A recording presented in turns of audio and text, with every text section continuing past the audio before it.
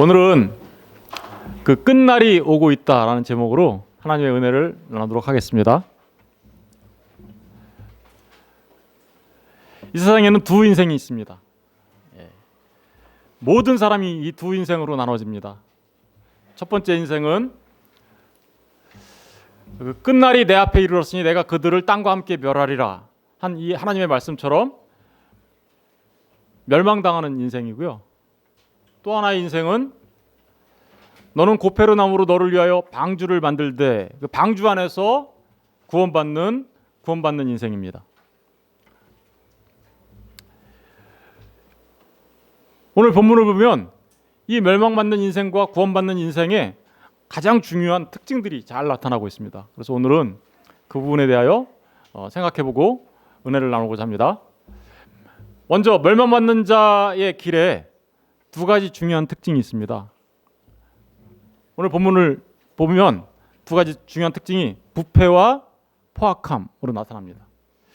부패한 자는 멸망당한다는 거고요. 포악한 자는 멸망당한다라는 뜻입니다. 부패가 뭘까? 그럼 우리가 생각해 봐야 되겠죠? 나는 부패 썩는 거잖아. 뭐 그걸 생각해 봐야 되지? 이런 생각을 하실지 모르겠지만 성경이 말하는 부패는 우리가 생각하는 그냥 일반적인 의미로서의 부패와는 조금 다릅니다. 그래서 하나님께서 말씀하시는 부패, 사실은 부패했기 때문에 멸망당한다는 거예요. 사람이. 그렇다면 사람이 부패한다는 얘기가 도대체 무슨 이야기인지 살펴봐야 되겠죠. 오늘 본문에 보면 그때 온 땅이 하나님 앞에 부패하여 포악함이 땅에 가득한지라 하나님이 보신즉 땅이 부패하였으니 땅이 부패했다고 얘기해요. 이는 이유가 나오죠. 땅이 부패한 이유. 이는 땅에서 모든 혈육 있는 자의 행위가 부패함이었더라. 그러니까 사람들의 행위가 부패했다라는 거예요. 근데 행위가 부패했다라는 얘기가 그 행위가 무슨 뜻이냐면요. 길이라는 뜻이에요. 그러니까 부패는 뭐냐면 길을 똑바로 못 가고 딴 길 간다 이런 뜻이에요. 다른 길 가네. 여러분 성경에서 하나님의 말씀이 말하는 다른 길 간다라는 게 무슨 뜻이냐면요. 죄를 짓다라는 뜻이죠. 다른 길 간다. 그런 의미가 있어요. 부패. 그리고 13절에 보니까 하나님이 노아에게 이르시되 모든 혈육 있는 자의 포악함이 땅에 가득하므로 그 끝날이 내 앞에 이르렀으니 내가 그들을 땅과 함께 멸하리라. 여기 부패함과 이 멸한다라는 것은요 같은 단어예요. 그러니까 부패하면 멸하는 거고 멸망당하는 자들은 부패한 자들이구나. 그러니까 그들은 길을 딴 데로 가는 사람들이구나. 이런 걸 우리가 금방 알 수 있겠죠. 이거를 좀 더 자세하게 살펴보도록 하겠습니다. 첫 번째로 이 부패는 히브리 말로는 샤아트라고요. 그냥 잘 모르셔도 괜찮아요. 그런데 그 뜻을 명확하게 좀 아셨으면 좋겠어요. 멸망시키다라는 뜻이에요. 멸망시키다, 파멸하다, 부패하다. 시편 14편 1절에 보면 이 말이 무슨 말인지 정확하게 그 의미가 나옵니다. 시편 14편 1절 어리석은 자는 그의 마음에 이르기를 하나님이 없다 하도다. 그들은 부패하고 그 행실이 가증하니 선을 행하는 자가 없도다. 여러분 하나님이 없으신가요? 그렇게 생각하는 사람들이 부패했다라는 거예요. 하나님이 없다라는 여러분 하나님이 없으면 우리가 왜 착하게 살아야 되죠? 왜 우리가 선하게 살아야 되죠? 우리 인생이 왜 도덕적이고 윤리적인 삶을 살아야 되죠? 왜? 그것은 절대적인 선과 절대적인 어떤 우리가 지향해야 될 바가 있다라는 뜻이겠죠. 만약에 그것이 없다라면 우리가 이 땅에서 그렇게 바르게 살아가야 될 이유가 없는 거죠. 마치 짐승처럼 살아야 되는 거죠. 그러나 하나님이 계시기 때문에 사람들은 그 선하신 하나님의 모습을 닮아가려고 하고 그래서 그 선한 모습으로 살아가려고 하는 그런 모습들이 있게 되는 거죠. 그런데 하나님이 없다라고 하는 사람들은 이제 어떻게 돼요? 하나님이 없으니까 자기들 마음대로 살아가는 거죠. 이게 부패의 첫 번째 출발점입니다. 하나님이 없다라고 생각하는 그게 부패의 시작입니다. 그런데 이사야서 1장 4, 5절에도 또 이렇게 기록하고 있습니다. 슬프다 범죄한 나라요 허물진 백성이요 행악의 종자요 행위가 부패한 자식이로다 그들이 여호와를 어떻게 해요? 버리며. 여호와를 버리는 게 부패의 시작이에요. 이스라엘의 거룩하신 이를, 이스라엘의 거룩하신 이가 누구죠? 하나님이시죠. 만홀히 여겨. 하나님 계신가? 계신다 하더라도 뭐 내 인생은 내 건데 내 마음대로 살면 되지. 이런 삶을 살아가는 게 바로 뭐예요? 하나님을 만홀히 여기는 거예요. 하나님이 있든 없든 계시든 안 계시든 그게 뭐가 그렇게 중요해 라고 생각하며 살아가는 그 자체가 부패의 출발점입니다. 그런데 이런 부패는 이런 모습으로 나타나죠. 출애굽기 32장 7절에 보니까 여호와께서 모세에게 이르실 때 너는 내려가라. 내가 애굽 땅에서 인도해낸 내 백성이 부패하였다. 하나님께서 모세에게 하신 말씀이에요. 왜 이런 말을 하셨을까요? 모세가 하나님으로부터 하나님의 말씀을 받으려고 시내산 꼭대기에 올라갔어요. 40일가량 올라가서 내려오지 않았습니다. 그랬더니 밑에서 어떤 일이 벌어졌을까요? 모세가 안 내려오니까 모세가 죽었나? 어떻게 됐나? 이러면서 거기에 있던 모세의 형 아론에게 어떻게 해요? 네가 우리를 인도해야 할 하나님을 만들어. 그래서 뭘 만들었어요? 금송아지 만들었죠. 금송아지를 만들어 놓고 금송아지가 하나님이라고 하면서 섬겼습니다. 그걸 뭐라 그래요? 우상숭배라고 하죠. 그 우상숭배한 이스라엘 백성들을 하나님이 뭐라고 얘기하냐면 부패하였다 이렇게. 여러분, 우상숭배 자체가 그러니까 뭐예요? 부패예요. 근데 그 우상숭배는 간음이라고 표현해요. 성경에서. 간음. 왜요? 하나님이 계시는 것을 알았다면 하나님을 믿고 하나님의 말씀에 따라 살아가야 되는데 하나님을 의지하지도 않고 하나님을 무시하고 만으로 여기며 살아가요. 그리고 다른 거를 의지해요. 그죠? 아까 말했던 그 이스라엘 사람들은 뭘 하나님으로 여긴 거예요? 금송아지. 저와 여러분 하나님 아닌 다른 것들을 의지하고 있는 거 없으신가요? 하나님보다 돈이 더 힘이 있다고 생각하지 않으시나요? 하나님보다 내 명예가 더 중요하다고 생각하잖아요. 내 권력이? 아니, 나를 인도해가는 내 삶의 인도자가 누구예요? 자식들 아니에요 혹시? 내 삶의 목표가 그렇게 바뀌어져 있는 거 아니에요? 아니면 내 이름을 높이는 거예요? 그렇다면 그는 자신 안에 금송아지를 만들고 있는 거죠. 그걸 부패하였다라고 얘기하는 겁니다. 부패한 자의 삶은 그래서 많은 형상들을 만들어내죠. 스스로 부패하여 자기를 위해 어떤 형상대로든지 우상을 새겨, 그죠? 만들지 말라. 남자 형상이든 여자 형상이든 만들지 말라 이렇게 했는데 계속해서 무언가를 만들어내요, 자기 안에서. 그리고 그거를 의지합니다. 그리고 자신의 인생의 방향을 그거 의지하는 그곳에 초점을 맞춰서 살아가죠. 그게 자신의 인생의 목적이에요. 그렇다면 그것은 그 자체가 뭐예요? 벌써 이미 하나님을 떠나 하나님을 만홀히 여기며 우상을 섬기고 있는 거와 다를 바가 없는 겁니다. 그걸 부패하였다라고 얘기하는 거죠. 고린도후서 11장 3절 4절에 보면 뱀이 그 관계로 하와를 미혹한 것 같이 너희의 마음이 그리스도를 향하는 진실함과 깨끗함에 떠나 부패할까 두려워하나. 세 번째 부패 현상은 진실함과 깨끗함에서 떠난 자체를 부패라고 합니다. 그러면 진실함과 깨끗함이 뭐죠? 진실함이라는 것은 진리예요. 진리에서 떠난 걸 말하는 거예요. 그래서 4절에 그걸 정확하게 설명하고 있죠. 만일 누가 가서 우리가 전파하지 아니한 다른 예수를 전파하거나 혹은 너희가 받지 아니한 다른 영을 받게 하거나 혹은 너희가 받지 아니한 다른 복음을 받게 할 때 너희는 잘 용납하는구나. 여러분, 모든 겉의 모습은 교회의 모습을 하고 있고 십자가를 달고 있고 예수를 이야기하고 있고 하지만 그게 하나님의 말씀 속에서 말하는 예수가 아니고 하나님의 말씀에서 말하는 성령이 아니고 하나님의 말씀에서 말하는 복음이 아니라면 모양과 사용하는 단어가 그렇다 하더라도 그게 진짜 예수일까요? 진짜 성령일까요? 진짜 복음일까요? 그렇게 잘못된 미혹된 길로 나가는 거 그 자체가 뭐라고요? 부패. 여러분, 그러니까 교회가 부패했다라는 건 뭐예요? 교회가 부패했다라는 것은 진리에서 떠나 있다라는 거예요. 진리에서 떠나 있다는 얘기는요, 예수를 전해야 되는데 예수를 안 전해.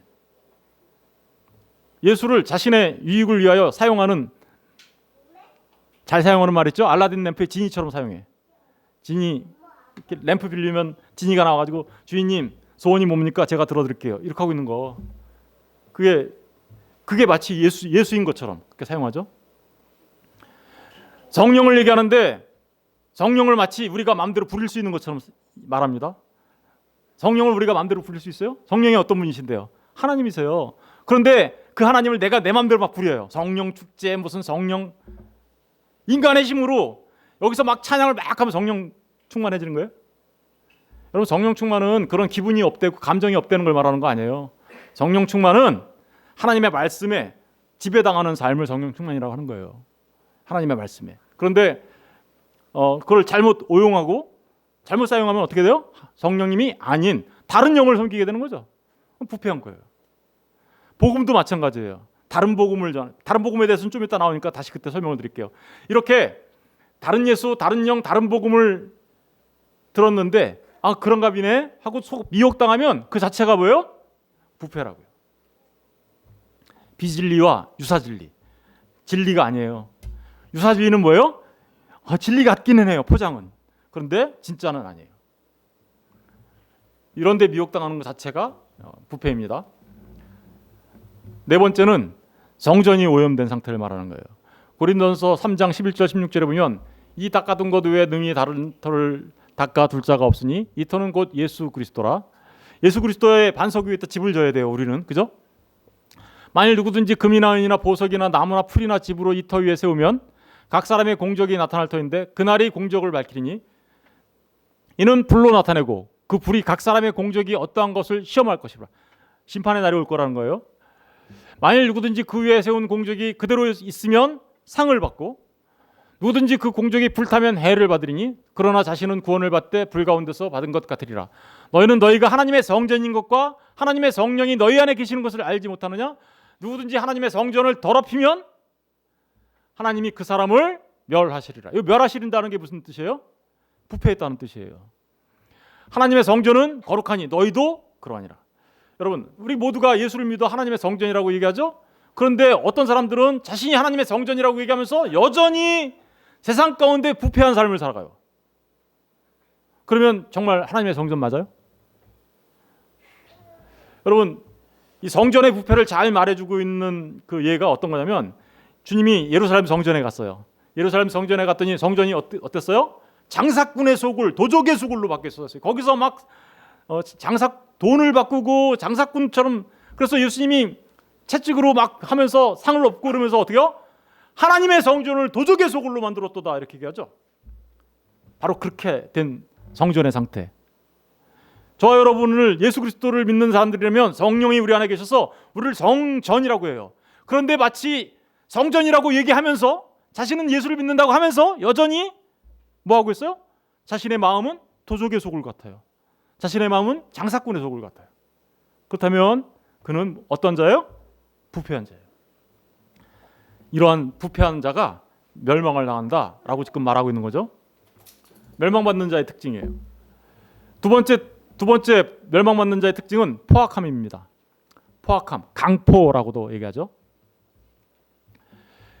오늘 본문에 보니까 그때 온 땅이 하나님 앞에 부패하여 포악함이 어떻게 했다고요? 땅에 가득했다. 12절 하나님이 보신즉 땅이 부패하였으니 이는 땅에서 모든 혈육 있는 자의 행위가 부패함이었더라. 하나님이 노아에게 이르시되 모든 혈육 있는 자의 포악함이 땅에 가득함으로 그 끝날이 내 앞에 이르렀으니 내가 그들을 땅과 함께 멸하리라. 보니까 두 번째 특징이 뭐예요?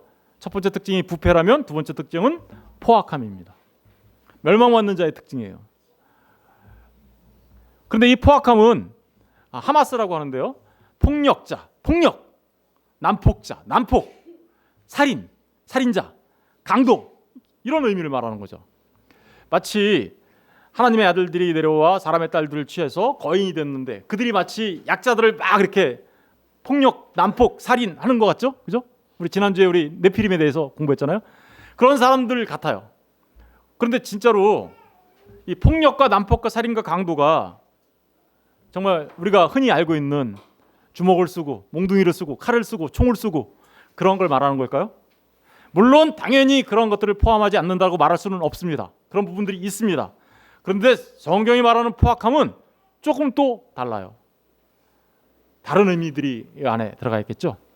그러면 이 하마스가 쓰였던 용례들을 보면 또 우리가 알 수 있겠죠. 같이 한번 살펴보겠습니다. 첫 번째, 폭력은요, 주먹으로 때리고 칼로 찌르고 뭐 이런 그것만을 말하는 게 아니라 진짜 폭력은 인본주의를 말하는 겁니다. 인본주의, 율법주의를 내포하고 있어요. 창세기 16장 5절을 한번 볼게요. 사레가 아브라함에게 이르되 내가 받는 모욕은 당신이 받아야 옳도다. 내가 나의 여종을 당신의 품에 두었거늘 그가 자기의 임신함을 알고 나를 멸시하니 당신과 나 사이에 여호와께서 판단하시기를 원하노라. 무슨 얘기하는 거예요? 아브라함이 사라와 살고 있었어요. 나이가 꽤 먹고 결혼한 지 오래됐는데 자식이 없어요. 자식이 없으니까 하나님 자식 달라고, 자식이 있었으면 좋겠다고 생각했는데 자식이 없으니까 사라가 어떻게 했어요? 자신의 몸종 하갈을 어떻게 해요? 아브라함의 처로 주죠. 그래서 아브라함이 하갈을 취하여 난 아들이 누구예요? 이스마엘이에요. 이스마엘. 그랬더니 하갈이 어떻게 했습니까? 하갈이 당신은 아이를 못 낳고 있는 부인이니까 내가 당신의 자리를 차지해야지. 나는 아이를 가졌잖아. 라고 얘기하면서 어떻게 해요? 예, 사라를 멸시하면서, 그렇죠? 그 자체가 뭐라고요? 그러니까 보세요. 하갈이 사라를 멸시하는 그 자체가 지금 뭐냐면 폭력입니다. 폭력. 왜 그럴까요? 여러분, 하갈을 통하여 낳은 이스마엘은 인간의 방법으로 낳은 거죠. 하나님께서 주신 약속으로 낳은 자식이 아니에요. 그러니까 인간의 방법이 하나님의 방법을 지금 어떻게 하고 있어요? 멸시하고 있어요. 인간의 방법이 하나님의 그 뜻을 멸시하고 있어요. 그걸 폭력이라고 합니다. 저와 여러분이 복음대로 살지 않고 하나님의 방법대로 살지 않고 인간의 방법, 내 방법대로 무엇인가를 하잖아요. 그러면 그거 자체를 뭐라고 하냐면 폭력을 사용했다고 하는 거예요. 갈라디아서 4장 29절에 보니까 그러나 그때 육체를 따라 난 자가 누구죠? 하갈을 통해서 육체를 따라 났어요. 사람의 뜻으로 났어요. 그게 누구예요? 이스마엘이죠. 그 이스마엘이 성령을 따라 난 자 누구죠? 사라를 통하여 약속의 아들로 주신 이삭, 성령을 따라서 난 자를 어떻게 해요? 박해했어. 그걸 폭력이라고 하거든요. 근데 이것은 비유예요. 뭘 말하는 걸까요? 예, 성령을 따라 난 이삭은 복음을 말하는 거고요. 육체를 따라 난 그것은 율법을 말하는 거예요. 율법이 복음을 무너뜨려요. 그러면 그걸 폭력이라고 하는 겁니다. 여러분, 우리가 구원받는 건 뭘로 구원받는 거예요? 복음으로 구원받는 거예요. 그런데 교회가 복음은 전하지 않고 사람들이 뭔가를 해야 구원받는다고 계속해서 가르쳐요. 그러면 지금 복음이 어떻게 되는 거예요? 인본주의, 사람의 힘에 의하여 무너져 버리는 거죠. 이걸 폭력. 생각해 보세요. 복음을 인간의 생각으로 무너뜨리면, 사람의 생각으로 무너뜨리면 거기에 복음이 없으니 그들은 어떻게 될까요? 심판을 받게 되는 거죠. 그래서 멸망당하는 거예요. 두 번째 폭력은 창세기 49장 5절 7절 5절을 다 같이 한번 읽어볼게요. 시작. 시몬과 레위는 형제요 그들의 칼은 폭력의 도구로다. 네, 무슨 얘기를 하는 걸까요? 이 창세기 49장 5절 7절은 야곱이 12아들들을 축복하는 겁니다. 그런데 그 축복하는 가운데 시몬과 레위는 축복을 하기는커녕 저주를 하고 있어요. 축복을 안 하고. 왜 그랬을까요? 시몬과 레위는 형제인데 그들의 칼이 뭐래요? 폭력의 도구이기 때문에 그런 거죠. 그래서 이렇게 내 호나 그들의 모의에 상관하지 말지어다. 내 영광과 그들의 집회에 참여하지 말지어다. 그들이 그들의 분노대로 사람을 죽이고 그들의 혈기대로 소의 발목 힘줄을 끊었음이로다. 이게 지금 사실은 저주를 하고 있는 거죠. 그런데 그들이 왜 폭력적이라고 얘기했을까요? 시므온과 레위가. 저 얘기가 왜 나온 거냐면 이런 때 나온 겁니다. 그 야곱의 딸이 한 명 있어요. 딸 누구죠? 네, 디나라고 있어요. 그런데 그 디나가 세겜 지역에 갔더니 세겜 사람들한테 어떻게 했어요? 네, 강간을 당했어요. 그러니까 자기 여동생이 누이가 강간을 당하니까 시므온과 레위가 어떻게 했어요? 한마디로 말하면 열받았어요. 그래가지고 어떻게 해요? 그들을 죽이기로 마음속에 결정을 해요. 그런데 세겜 사람들이 와서 잘 지내자고 얘기하자. 그래, 잘 지내자. 그런데 조건이 있어. 단 조건이 있어. 그 조건은 뭐냐면 너희가 우리처럼 할례를 받으면 우리랑 너랑 잘 지낼게. 이렇게 얘기한 거예요. 속마음은 죽이려고. 왜요? 할례를 받으면 어떻게 돼요? 남자들이 움직일 수가 없어요. 그때 전부 다 가서 공격해가지고 어떻게 했어요? 그 사람들 다 죽였어요. 근데 잘 생각해 보십시오. 할례가 뭡니까? 할례는 아브라함이 하나님의 백성, 하나님께서 아브라함을 택하셨다라는, 그리고 아브라함과 하나님 사이에 언약을 세우고 그 언약의 증표로 준 거죠. 언약의 증표. 다시 말하면 하나님의 말씀, 약속이었단 말입니다. 그 약속을 지금 뭘로 사용하고 있는 거예요? 하나님의 말씀을 사람을 죽이는 데 사용하고 있는 거죠. 그래요, 안 그래요? 하나님의 약속의 말씀을 사람 죽이는 데 사용합니다. 그럼 뭐야? 말씀을 악용한 거죠. 말씀을 가지고 사람을 죽여요. 이게 진짜 폭력이에요. 오늘날 하나님의 말씀을 가지고 사람을 죽여요. 왜? 어떻게 죽일 수 있을까요? 제가 혹 여기서 하나님의 말씀을 잘못 전하면, 의도적으로 여러분들에게 진리를 전하지 않고 제가 이루고자 하는 목적을 달성하기 위하여 하나님의 말씀을 변개해서 전하면 전 뭐 하고 있는 거예요? 제가 여러분들을 살인하고 있는 거예요. 예수님이 그렇게 산상수훈에서 얘기하죠. 살인하지 마. 그 살인이 뭔지 아세요? 이렇게 하나님의 말씀을 잘못 전하면 그 자체가 뭐예요? 살인이에요.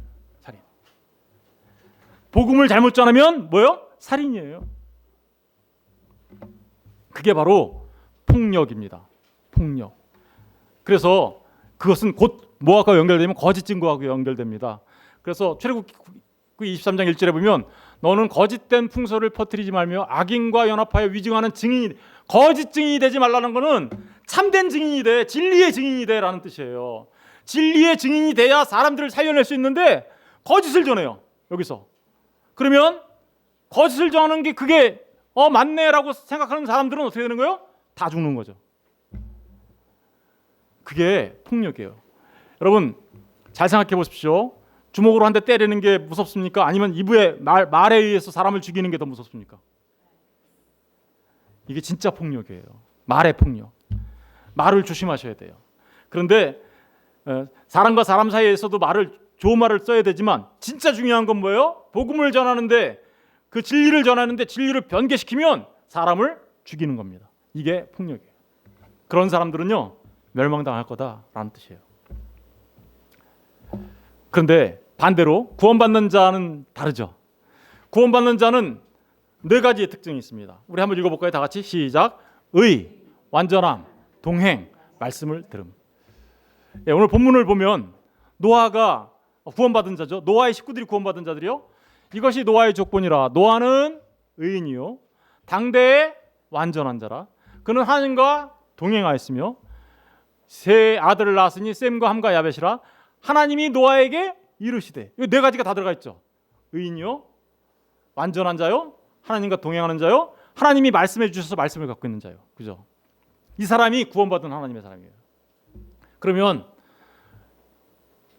저와 여러분이 어떤 사람이 되어야 되겠어요? 노아 같은 자가 되어야 되겠죠. 그런데 물어볼게요. 여러분은 의인이십니까? 여러분은 완전한 자예요? 여러분은 하나님과 동행하고 계세요?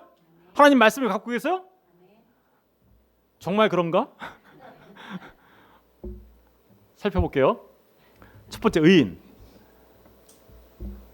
짜디크라고 하는데요. 의로운, 공정한, 올바른 이런 뜻이에요. 의로운. 사실은 이거는 국어사전적인 용어인데 하나님과 나 사이의 관계를 말하는 거예요. 사실은 이 의라는 관계는 하나님 앞에 내가 설 수 있는 자가 되었는가라는 뜻이 이 의라는 말 안에 들어가 있어요. 근데 보실래요? 본래 의인이 있어요, 없어요? 로마서 3장 10절 다시 읽어볼게요. 시작. 기록된 바 의인은 없나니 하나. 그럼 여러분 의인 맞아요? 의인 없다는데? 노아도 의인 아니었겠죠, 그러니까. 근데 왜 노아는 의인이에요? 의인은 하나도 없다는데. 여기에 중요한 비밀이 숨겨져 있는 거죠. 그게 복음이에요. 이거 알면. 예? 여러분, 노아도 사실은 하나님 앞에 똑같이 우리처럼 범죄하는 사람이었어요. 아담의 후예예요. 죄의 뿌리에서 나온 사람이에요. 그런데 노아는 어떻게 해서 하나님 앞에 의인이 되었을까? 그 의라는 말을 잘 배우셔야 됩니다. 지금 로마서 3장 21절 24절 보면 이제는 율법 외에 하나님의 한 의가 나타났으니 율법과 선지자들에게 증거를 받은 것이라. 그러니까 이 의는 노아 자체에 있는 게 아니에요. 노아 바깥에서 노아에게 주어진 의예요. 바깥에서 받은 거예요. 받은 건데 곧 예수 그리스도를 믿음으로 말미암아 모든 믿는 자에게 미치는 뭐래요? 하나님의. 그러니까 노아가 갖고 있는 의는 하나님의 의였어요. 어떻게 해서 갖고 있었던 의인가요? 예수 그리스도를 믿음으로 말미암아 모든 사람에게 주시는 하나님의 의. 노아가 하나님 앞에 의인이 된 것은요, 바로 그 하나님의 의를 얻은 자 되었기 때문에 그런 거예요. 뭘로? 믿음으로. 그러면 노아는 벌써 진짜로 믿음이 있었는가요? 예, 있었습니다. 좀 이따 확인해 볼게요. 모든 사람이 죄를 범하였으며 하나님의 영광에 이르지 못해요. 모든의 노아는 빠지나요? 노아도 들어가겠죠, 그죠? 그런데 그리스도 예수 안에 있는 속량으로 말미암아. 그리스도 예수 안에 있는 속량이 뭐죠? 우리 주님이 저와 여러분을 대신하고 대표하여 십자가에 달려 죽으심으로써 우리의 모든 죄를 도말하신, 그래서 우리를 죄로부터 구해내신 그 속량, 그죠? 값주고 주님의 피로 우리를 사신 그거, 그죠? 그것으로 말미암아 하나님의 은혜로 값없이 어떻게요? 의롭다 하심을 얻은 자, 의롭다 하심을 얻은 자 어떻게 됐다고요? 되었느니라. 노아가 그랬다라는 거예요. 노아가 하나님의 은혜로 값없이, 노아는 창세기 5장 32절에 뭐라고 되어 있었어요? 노아는 은혜를 아는 자였다. 하나님이 눈 안에서 뭘 발견한 사람이었어요? 지난주에 은혜를 발견한 자라고 그랬죠. 바로 그거잖아요. 하나님의 은혜로 값없이 의롭다 하심을 얻은 자 되었다. 노아가 그랬다라는 거예요. 그래서 노아가 의인이에요. 저와 여러분은 우리 죄 짓고 살잖아요. 근데 어떻게 우리가 하나님 앞에 의인이 될 수 있어요? 그것은 우리 예수 그리스도의 십자가의 보혈의 공로에 의한 거죠. 예수님 아니면, 그러니까 우리는 절대로 하나님 앞에 의로운 자가 될 수 없는데 예수님으로만 인하여 우리가 하나님 앞에 의로운 자로 여김을 받을 수 있다는 거예요. 그 의를 얻은 자 될 수 있다는 거예요. 로마서 1장 17절 그래서 이렇게 갑니다. 복음에는 하나님의 의가 나타나서 믿음으로 믿음에 이르게, 믿음으로 얻는 의예요. 기록된 바 오직 의는 믿음으로 말미암아 사이라. 여러분, 노아도 똑같이 죄인에 불과했던 사람이었어요. 그런데 하나님이 창세기에서 단정적으로 얘기했어요. 노아는 의인이었다. 어떻게 해서 의인이었을까요? 바로 하나님의 의, 믿음으로 얻게 된 그 의를 노아는 얻게 된 것이죠. 정말 그럴까요? 사실은 사도 바울도 나는 죄인의 괴수다라고 얘기하죠. 나는 죄인 중에 괴수예요. 그런데 사도 바울은 자신이 의로움을 여김을 받았다라고 얘기합니다. 왜 그럴까요? 그 안에서 발견되려 함이니 내가 가진 의는, 자기가 가진 의, 사도 바울이 가진 의는 율법 안에서 난 것이 아니요 오직 그리스도를 믿음으로 말미암는 것이니 곧 믿음으로 하나님께로부터 난 의. 여러분, 그러니까 우리가 의인 될 수 있는 유일한 길은 뭐예요? 예수 그리스도를 믿는 믿음입니다. 그 믿음으로 하나님께로부터 난 의를 얻게 되어 하나님께 의로운 자로 여김을 받게 되는 거죠. 히브리서 11장 7절 확인해 볼게요. 우리 다 같이 읽어볼게요. 시작. 믿음으로 노아는 아직 보이지 않는 일에 경고하심을 받아 경외함으로 방주를 준비하여 그 집을 구원하시니 이로 말미암아 세상을 정죄하고 믿음을 따르는 의의 상속자. 뭐의 상속자가 되었다? 보세요. 뭘로? 믿음으로. 노아는요, 이미 그 홍수가 나기 전에 이미 그 믿음이 무엇인지 알고 있었던 자였고요. 그래서 그 믿음으로 의의 상속자가 된 사람이었기 때문에 하나님이 그를 의인이라고 했던 거예요. 그가 다른 사람보다 좀 더 도덕적이고 좀 더 윤리적이고 이런 것들 때문에 의인이라고 얘기한 것이 아니라 말입니다. 노아가 의인된 것은 그야말로 믿음 때문이었다라는 사실을 기억하셔야 합니다. 저와 여러분이 똑같이 우리도 죄인의 괴수라고 고백할 수밖에 없는 존재들이죠. 그런데 우리가 하나님 앞에 어떻게 의로운 자가 됩니까? 그것은 우리 주 예수 그리스도를 믿는 믿음 때문입니다. 믿으십니까? 그러면 여러분 하나님 앞에 의로운 자로 서실 수 있으십니까? 예, 너무나 중요한 거예요. 두 번째는 완전한 자입니다. 노아는 완전한 자래요. 어떤 사람들이 이렇게 생각해요. 이게 당대의 완전한 자라니까 당대의 완전한 자? 그러니까 다른 사람보다 좀 더 착했겠지. 다른 사람보다 좀 더 나았겠지. 다른 사람보다 좀 더 도덕적이었겠지. 다른 사람보다 좀 더 윤리적이었겠지. 그러니까 다른 사람에 비해서 상대적으로 완전한 자라고 말하는 거 아닙니까? 여러분, 다른 사람보다 내가 좀 더 착하면 천국 갑니까? 다른 사람보다 내가 좀 더 윤리적이면 천국에 들어가는 하나님 백성 됩니까? 그런 거 말하는 거 아니겠죠? 진짜 완전해야 돼요. 진짜 완전. 다른 사람보다 조금 완전한 게 아니라 진짜 완전해야 돼요. 이 탐임이란 말은 완전한, 흠없는 이런 말이에요. 아주 점도 없고 흠도 없어야 돼요. 조금이라도 흠이 있으면 천국에 못 들어가요. 구원 못 받아요. 그럼 저와 여러분은 어떻게 해서 구원 받아요? 저와 여러분들도 그러면 어떻게 돼요? 완전해져야 되겠죠?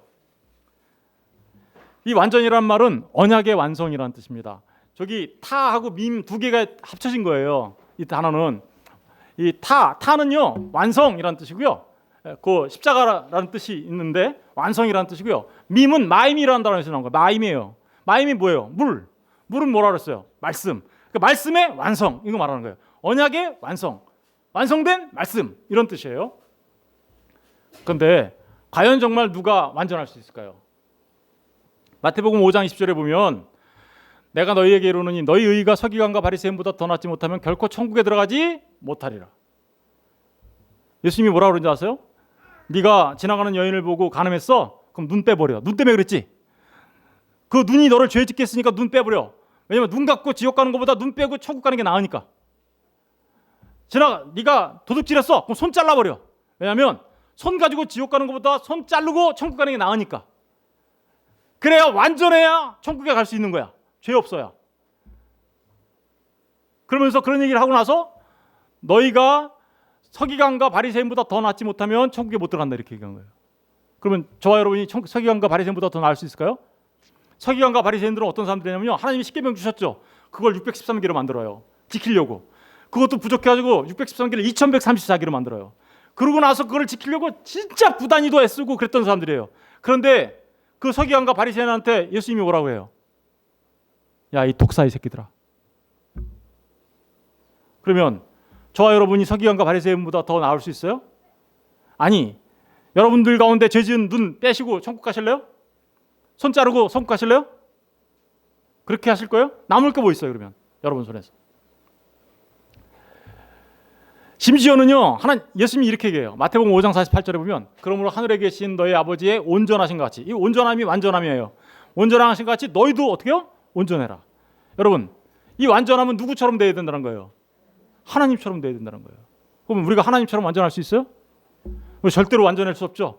그럼 어떻게 천국 가요 우리도 멸망당해야 되나요? 그래서 이 완전함을 우리가 잘 이해해야 되겠죠? 그럼 우리는 어떻게 완전해질 수 있는가? 언약을 완성하신 유일한 분이 계세요. 아까 말했죠. 탐임은 언약을 완성한 거라고, 하나님의 말씀을 완성. 그런데 그분 점도 없고 흠도 없어야 된다고. 근데 점도 없고 흠도 없는 분이 계세요. 우리 베드로전서 1장 19절 읽어볼게요. 시작. 오직 흠 없고 점 없는 어린 양 같은 그리스도의 보배로운 피로. 오직 흠 없고 점 없는 어린 양 같은 분이 누구예요? 그리스도 예수. 근데 그분이 하나님의 말씀을 다 완성하세요. 언약의 말씀을 완성하세요. 요한복음 19장 30절에 보면 예수께서 신포도주를 받으신 후에 이르시되 다 이루었다 하시고 머리를 숙이니 영원히 떠나가시니라. 주님께서 십자가에 달리실 때 뭐라고 얘기하셨어요? 다 이루었다. 뭘 다 이루었을까요? 언약의 말씀. 내가 이 땅에 온 것은 율법을 폐하러 온 게 아니라 율법을 완성하러 왔어. 그 율법의 완성은 사랑이야. 그 사랑으로 완성하셨다라는 거예요. 그 사랑이 뭔데요? 십자가. 십자가에서 죽으시면서 그 모든 것을 완성하신 거죠. 완성하신. 그래서 하나님 앞에 완전하신 의를 갖고 계신 분. 그건 누구예요? 우리 주 예수 그리스도. 그래서요. 그 완전하신 분이 내 안에 있으면 내가 완전하게 여김을 받는 거예요. 그리스도가 내 안에 있으면 그가 바로 완전한 자예요. 갈라디아서 2장 20절에 내가 그리스도와 함께 십자가에 못 박혔나니 그런즉 이제는 내가 사는 것 아니요 오직 내 안에 누가 살아요? 그리스도께서. 내가 사는 것 아니고 그리스도께서 사시는 그 사람들, 그 완전하신 점도 없고 흠도 없는 그 예수, 그분으로 말미암아 사는 사람들, 그 사람들이 하나님 앞에 완전한 자로 여김을 받는 겁니다. 예수님이 이렇게 얘기하죠. 아버지가 내 안에, 내가 아버지 안에. 그래서 우리가 아버지와 내가 하나 된 것처럼 저들도 아버지와 내가 하나 된 것처럼 저들도 하나 되게 하소서. 그러니까 우리가 누구처럼 되는 거예요? 예수 그리스도처럼. 그게 무엇으로 가능한 거예요? 믿음으로. 그 사람들은요, 하나님 앞에 의롭다 여김을 받는 자이며 동시에 하나님 앞에 완전한 자로 여김을 받는 사람들인 거예요. 그러니까 예수가 없으면 절대로 천국에 못 들어가는 거예요. 절대로. 내 안에 예수가 있어야 되는 거예요. 내가 또 예수 안에 있어야 되는 거고. 그런데 이 온전함은 자람이 있어요. 성장이 있어요. 우리 잘 생각해 보세요. 아기가 태어나면 사람이에요? 뭐예요? 사람 아닌가요?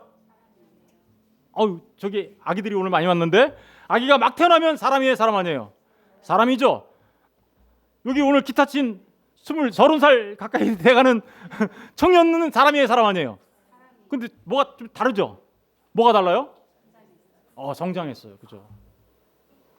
이 온전함은 갓난아기도 완전한 사람이에요. 그러나 25살 먹은 청년도 완전한 사람이에요. 그런데 달라요. 뭐가 달라요? 자라갔다니까. 이 완전함은 자라갈 수 있어요. 예수 안에서는 완성되어진 거지만 우리 안에서는 어떻게 해요? 우리는 옛사람이 죽어지고 새로운 사람이 새로 태어났으니까 자라가야 되는 거죠. 그래서 에베소서 4장 11절 13절에 그가 어떤 사람은 사도로, 어떤 사람은 선지자로, 어떤 사람은 복음을 전하는 자로, 어떤 사람은 목사와 교사로 삼으셨어요. 하나님께서 교회 안에 많은 사람들을 은사를 주셨어요. 주신 목적이 뭔지 아세요? 이는 성도를 온전하게 하여 자라가게 만드는 거죠. 봉사의 일을 하게 하며 그리스도의 몸을 세우려 함심이라. 우리가 다 하나님의 아들을 믿는 것과 아는 일에 하나가 되어 온전한 사람을 이루어가는 거죠. 그죠? 이루어 그리스도의 장성한 분량이 충만한 데까지 이르리니. 그러니까 저와 여러분이 그리스도 예수 안에서 이미 하나님 앞에 완전한 자, 의롭다 여김을 받는 자로 세워졌어요. 그런데 그것은 자라가야 되는 거죠. 그죠? 그리스도의 어디까지? 장성한 분량까지. 그걸 신앙생활이라고 하는 거예요. 그걸 내가 예수를 만났으면 이제 예수로 자라가는 거. 그죠? 점점 예수화 돼가는 거. 그죠? 예수가 돼가는 거. 그걸 신앙생활이라고 하는 겁니다. 이들은 당연히 그러니까 어떻게 될까요? 하나님과 보세요. 동행하는 자가 되겠죠. 보세요. 내가 예수 안에, 예수가 내 안에 떨어질 수 있어요, 없어요? 예수가 오른쪽으로 가면 내가 예수 안에 있으니까 나도 오른쪽으로 가고, 내가 예수가 왼쪽으로 가면 내가 예수 안에 있으니 어떻게 가겠어요? 예수님을 따라서 가겠죠. 절대로 다 반대 방향으로 갈 수 있어요, 없어요? 이런 사람들 갈 수 없어요. 그 사람을 동행한다라고 얘기하는 거예요. 동행이 우리가 이미 살펴봤죠. 에녹한테 할라크라고 한다 그랬죠. 가다, 오다, 걷다 같이 걷는 거예요. 같은 방향으로 걷는 거예요. 예수 안에 있는 사람들은 항상 예수님과 같은 방향으로 걷게 돼 있어요. 그렇죠? 그들은 하나님 앞에 의로운 자요. 그들은 하나님 앞에 완전한 자로 세워졌습니다. 왜요? 예수님 때문에. 그리고 그 예수님과 남은 시간들을, 남은 생을 살아가는 사람들입니다. 그걸 동행이라고. 그런데 이들은 하나님의 말씀을 받은 자들입니다. 하나님의 말씀을 받은 자, 들은 자들이에요. 하나님의 말씀을 들은 자, 아마 하나님께서 말씀해 주세요. 이들은 하나님의 말씀을 받았다는 얘기는 뭐예요? 계시를 받은 자들이라는 뜻이에요. 계시. 저와 여러분 계시 받으셨나요? 계시 받으셨어요? 계시 받는 거를 뭐 이렇게 갑자기 전기가 찌릿 돼 가지고 뭐 이렇게 꿈에서 뭐 보고 이런 거를 계시 받았다고 얘기하는 거 아니에요. 하나님께서 우리에게 주신 계시가 뭐예요? 말씀을 받은 자가 되었느냐 이 말이에요. 이 안에서 진리를 발견했느냐 이 말이에요. 이 안에서 예수를 알았냐 이 말이에요. 그거 받은 사람들이 말씀을 받은 자들이에요. 계시 받은 자들이니까요. 계시는요 이미 완성되어 있어요. 그러니까 이거를 우리가 공부하고 깨달아가는 것 자체가 뭐예요? 계시를 받은 자가 되고 그 말씀대로 살아가게 되면 말씀을 들은 자가 된 거예요. 여기서 들은 자라는 얘기는 귀로만 들었다는 얘기 아니죠. 우리 아이들한테 왜 너는 아빠 말을 그렇게 잘 안 듣냐? 안 듣냐? 들어 안 들어? 이렇게 얘기할 때 그냥 귀로만 듣고 안 듣고 이런 걸 얘기하는 거 아니잖아요. 그가 아빠 말대로 행하냐 안 하냐에 달려 있는 거잖아요. 그죠? 바로 그런 걸 말하는 거예요. 하나님께서 말씀하셨습니다. 창세기 6장 13절 14절에 보니까 하나님이 노아에게 이르시되 말씀하세요. 그죠? 노아에게 계시를 해 주셨어요. 그리고 뭐 하라고 얘기하세요? 너를 위하여 방주를 만들어라. 그러니까 노아가 어떻게 해요? 하나님의 말씀을 듣고 순종하고 방주를 만들죠. 이걸 들었다라고 얘기하는 거예요. 하나님의 말씀을 들었다. 그냥 귀로 듣고 들었네 이렇게 하는 게 아니라, 그죠? 그러니까 하나님의 말씀을 들었다라는 얘기는 곧 말씀대로 삶을 살았다라는 뜻입니다. 이게 바로 천국에 들어가는 하나님의 백성들의 특징입니다. 네 가지 특징: 의, 완전함, 동행, 말씀을 들음. 그런데 이 노아는 그래서 어떻게 살았어요? 방주를 지었을 뿐만 아니라 옛 세상에 용서하지 않냐고 오직 의를 전파했어요. 복음의 증인으로 살았다고요. 그런데 구원받은 사람 몇 명? 그 많은 사람이 있었어요. 그런데요, 겨우 8명 구원받았어요. 왜 그럴까요? 그 사람들은 아까 나머지 사람들은 다 뭐했던 사람들이에요? 그러니까 부패하고 포악한 사람들이었죠. 그러나 노아의 가족들만 그 복음을 깨달아 알고, 그죠? 노아의 가족들만 그래서 구원을 받게 되는 일이 일어났다. 오늘날은 어떨까요? 오늘날도 똑같겠죠? 하나님의 말씀을 잘못하면요, 부패하고 포악한 자 되는 거예요.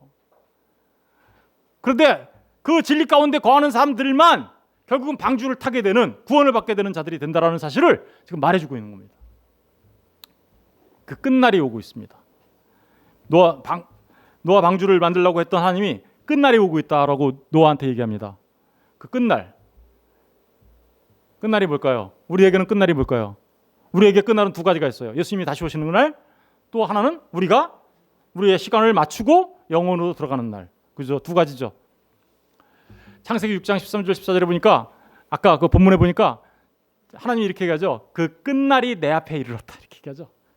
우리는 그 끝날을 준비해야 되는 자들이죠. 그러니까 그 끝날을 위하여 깨어 있어야 되는 자들입니다.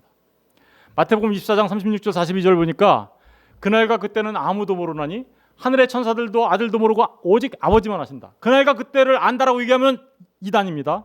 사이비 가짜예요. 무조건 되고, 뭐 종말이 언제 오니 이런 거 계산해 보니까 몇 날 며칠이라고 얘기하는 사람들 다 가짜예요.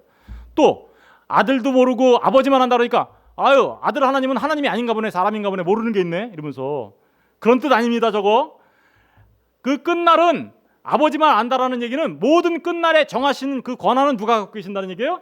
아버지가 갖고 계신다는 그런 뜻이에요. 그런데 37절 노아의 때와 같이 인자의 임함도 그러하리라. 노아의 때와 같이 주님이 다시 오시는 것도 그렇게 똑같이 된다는 거예요. 홍수 전에는 노아가 방주에 들어가던 날까지 사람들이 뭐 했대요? 먹고 마시고 장가들고 시집가고. 아니, 먹고 마시고 장가들고 시집가고 지금 우리도 하잖아요. 그게 뭐 잘못된 거예요? 그런 걸 잘못했다고 얘기할 수는 없어요. 그런데 잘못된 게 39절에 나오죠. 39절에 보면 39절 다 같이 읽어볼게요. 시작. 홍수가 났어 그들을 다 멸하기까지. 정말 잘못한 건 뭐예요? 예. 이렇게 외치는데 깨닫지 못해요. 이렇게만 얘기하는데 못 알아먹어. 그리고는 여전히 그냥 시집가고 장가가고 먹고 마시는 데만 열중하고 있어. 그날을 준비하지 않아. 그게 문제라는 거죠. 그게 잠자는 자인 거예요. 먹고 마시고 시집가고 장가가 있으니까 깬 거 같잖아요. 그런데 사실은 그게 잠자는 거고요. 먹고 마시고 시집가고 장가든다 하더라도 그날을 준비하며 살아갔던, 하나님의 말씀을 갖고 하나님과 동행하며 살아갔던 노아가 정말 깨어 준비한 자였단 말입니다. 40절에 보니까 그때 두 사람이 밭에 있음에 한 사람은 데려가고, 그죠? 구분되죠. 두 인생으로 나눠지죠. 구원받는 인생, 한 사람은 버려둠을 당하고 멸망받는 인생. 두 여자가 맷돌질을 하고 있는데 한 사람은 데려가고 한 사람은 버려둠을 당하고. 그러므로 뭐라고요? 깨어 있어라. 깨어 있는 건 뭐예요? 말씀을 붙잡고 그날을 준비하며 깨달아 알아 살아가고 있는 사람들이죠. 깨어 있어. 어느 날에 너희 주가 임할는지 너희가 알지 못함이라. 너희도 아는 바니 만일 집주인이 도둑이 어느 시각에 올 줄을 알았더라면 깨어 있어 그 집을 뚫지 못하게 하였으리라. 뭐 하라는 거예요? 준비하라는 거예요. 준비. 여러분 한번 생각해 볼게요.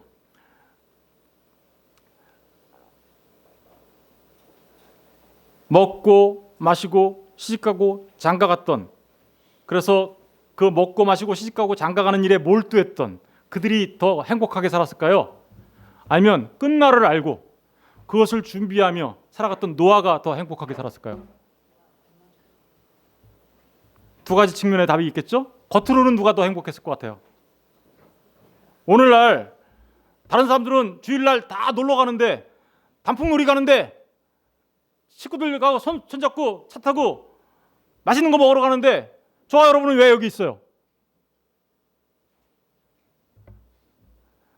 오늘날 다른 사람들은 다 자기를 위해서 살아가는데, 저와 여러분은 왜 하나님을 위하여, 다른 사람을 위하여 살아가라고 얘기합니까? 겉으로 보면 누가 더 좋은 것 같아요? 겉으로 보면 시집가고 장가가고 먹고 마시고 거기에 몰두하는 사람들이 좋을 것 같죠? 노아는 잘 생각해 보세요. 그날이 준비하니까 어디 가야 돼요? 산꼭대기 올라가야 돼요. 거기서 뭐 해야 돼요? 배 만들어야 돼. 산꼭대기에서 배 만들어야 돼요. 사람들이 뭐라 그랬을까요? 미친놈, 산꼭대기에다 배를 만들고 있어? 뭐 했을까요? 먹고 마시고 장가가는 것도 모자라 죽겠는데, 그거 뭐 자기가 힘써서 일한 걸로 뭐 만들어야 돼? 지금 배 만들어야 돼. 누가 더 좋아 보여요? 잘 생각해 보세요. 신앙생활이 어떠한 것인지. 제가 일부 예배 때 앞에를 길게 하고 뒤에를 짧게 하는 바람에 이걸 생각을 못했어요. 생각을 잘 해보세요. 그래서 제가 2부 예배 때는 앞에는 빨리 하고 뒤에를 천천히 하자. 생각해 보세요. 여러분, 노아의 삶이 호락호락해 보였을까요? 세상 사람들이 볼 때 노아가 행복해 보였을까요? 아니, 쟤는 미친 짓 하고 있네. 쟤는 뭐 하고 있는 거야? 비도 안 오는데 산에다가 무슨 배를 만들어. 조롱받는 삶, 자기 마음대로 살아가지 못하고 하나님이 준비하라는 그 준비하는 삶, 이런 삶을 살아가는 게 편했을까요? 여러분, 신앙생활이란 바로 이런 겁니다. 이러므로 너희도 준비하고 있으라. 생각하지 않을 때 인자가 오리라. 충성되고 지혜 있는 종이 되어 주인에게 그 집 사람들을 맡아 때를 따라 양식을 나눠줄 자가 누구냐? 주인이 올 때 그 종이 이렇게 하는 것을 보면 그 종이 복이 있으리라. 내가 진실로 너에게 이르노니 주인이 그의 모든 소유를 그에게 맡기리라.